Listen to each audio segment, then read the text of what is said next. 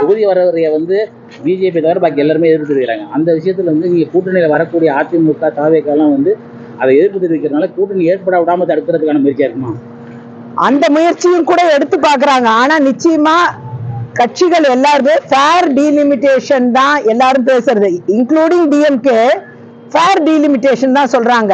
நியாயமான மறுசீரமைப்பு மரபுரை வேண்டும் அப்படிங்கறத கேக்குறாங்க.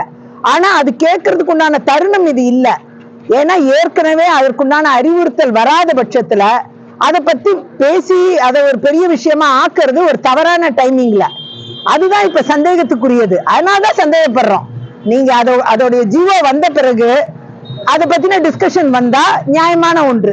ஆனா அது இல்லாமலேயே இதை டிஸ்கஸ் பண்றதுக்கு முயற்சி பண்றாங்கன்னா அப்போ ஏதோ ஒன்றத்தை மறைக்கிறதுக்காக தான் இந்த அரசு இந்த மாதிரி செயல்பாடுகள்ல ஈடுபடுறாங்க. நிச்சயமா தமிழ்நாட்டுக்கு உறுதியாக சொல்லுகிறேன், சீட்டுகள் அதிகமாகத்தான் வாய்ப்பு இருக்குது, குறைய வாய்ப்பே கிடையாது.